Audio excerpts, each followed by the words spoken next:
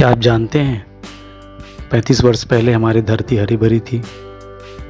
बहुत हरियाली थी, घने पेड़ पौधे थे, उत्पादन भी अच्छी होती थी, अच्छे किस्म के बीज उपलब्ध होते थे, हमारी नदियाँ स्वच्छ पीने लायक थी, वातावरण ठंडा था, गांव में शीतलता थी, किसान बहुत खुश थे।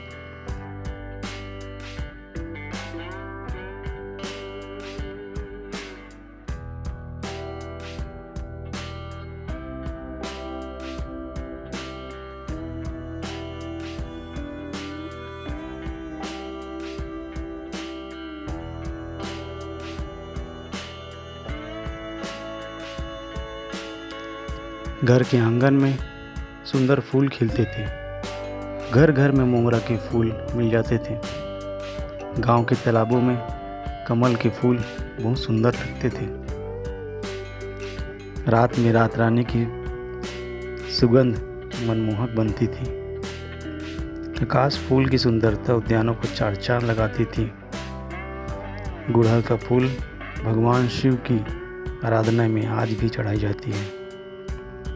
जब मोबाइल का युग नहीं आया था तब बच्चे गली गली खेलते थे। छत्तीसगढ़ में ऐसे खेल हैं जो बच्चे खेला करते थे, जैसे गेड़ी, पोसामपा, बिल्लस, बितांगड़ी, गुल्ली डंडा, पतंगबाजी, खो कबड्डी, बोरा दौड़, फिसलन फिसलाई, पिट्ठुल, ये उनके पसंदीदा और लोकप्रिय खेल थे। गौरैया, जिसे छत्तीसगढ़ी में बामन चिड़ई कहा जाता था। तोते की आवाज़ हमें सुनाई देती रहती थी, लेकिन तब जब तक आधुनिकीकरण का युग नहीं आ गया।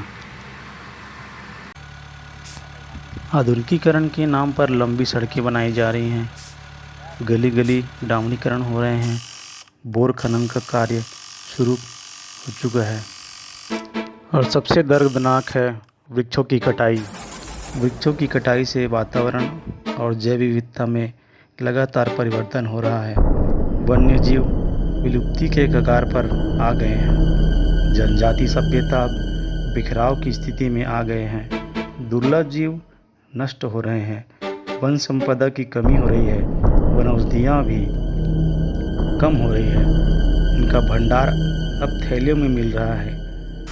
वन्य जीव शहरों की ओर पलायन कर रहे हैं।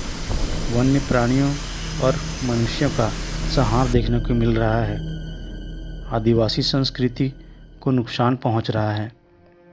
वृक्ष के नष्ट होने के साथ साथ कहीं मानव सभ्यता भी नष्ट न हो जाए। वातावरण परिवर्तन से किसान अकाल और सूखा का सामना कर रहे हैं। उनकी फसलें बर्बाद हो रही हैं। पानी की कमी से पक्षी अकाल मौत मर रहे हैं।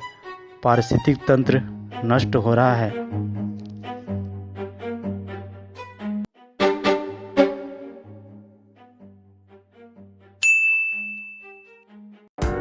इंसान को प्रकृति को परम मित्र बनाना होगा। हर व्यक्ति को 50 पौधा लगाकर उसको बड़ा करना होगा। बाड़ी, तालाब, बांध, नहर, खेत, जहाँ जगह मिले पौधारोपण करना होगा। सभी शासकीय और गैर शासकीय संस्थानों को हरा भरा करना होगा। सभी हॉस्पिटलों में मरीज के नाम पर पौधारोपण करना होगा। गांव में बड़े बुजुर्गों के सम्मान में पौधारोपण करना होगा। और सबसे ज़रूरी, स्कूलों में बच्चों द्वारा पौधारोपण का कार्य कराना होगा। नए विद्यार्थियों को भी एडमिशन के समय पौधा वितरण कर उनकी देखभाल की जिम्मेदारी देनी होगी। घर आंगन में बागबानी करें। पक्के मकान होने पर आपकी जिम्मेदारी बनती है कि प्रकृति को उनका लिया हुआ उन्हें वापस करें। आप कर्ज में हैं, उसे लौटाएं। घर में हरियाली लाएं। घर में सब्जियां उगाएं। यह आपके लिए स्वास्थ्यवर्धक ही है। यदि आपके घर में कुआं, बोर हो तो जल संचय की जिम्मेदारी आपकी बनती है। ज़रूरत के समय ही पानी का उपयोग करें। खेत में बोर है तो खेत के किनारे पेड़ जरूर लगाएं, जो आपके वातावरण में नमी लाएगी। पौधारोपण ही जल संचय का अचूक माध्यम है। हम अपने आसपास देखते हैं कि बहुत सारे नल लगे होते हैं जिसमें पानी बहता रहता है। इसे सबसे पहले बंद करें, ज़रूरत के हिसाब से नल का उपयोग करें। सबसे उत्तम और आधुनिक पद्धति है रेन वाटर हार्वेस्टिंग। जितने भी नए घर बनाए जा रहे हैं सभी में रेन वाटर हार्वेस्टिंग अनिवार्य कर देने चाहिए। जल संचय हेतु टपक पद्धति का उपयोग सबसे उत्तम है। बोर का उपयोग कम करें, संचित जल का उपयोग ज़्यादा करें। प्राचीन काल में हम कुएं का पानी का उपयोग बहुत करते थे, इसका उपयोग आज भी करना चाहिए। बोर को बंद करें, कम करें और कुएं का पानी उपयोग करें। प्रकृति हमसे कुछ नहीं मांगती है, वह तो सदा परोसती आ रही है। हरे भरे पेड़, सुंदरता, ठंडी हवा, औषधियाँ, मीठा जल।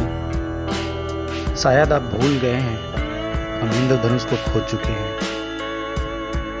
पानी और मिट्टी की मित्रता की वो पहली महक हम खो चुके हैं। प्रकृति द्वारा प्राप्त एक एक बूंद अमृत है, इसे सहेजें। हमारा भारत एक खूबसूरत देश है। यह खूबसूरती जल और जंगल से ही बनती है। दक्षिण कौशल के नाम से जाना जाने वाला छत्तीसगढ़ भारत का हृदय स्थल है और छत्तीसगढ़ का हृदय हसदेव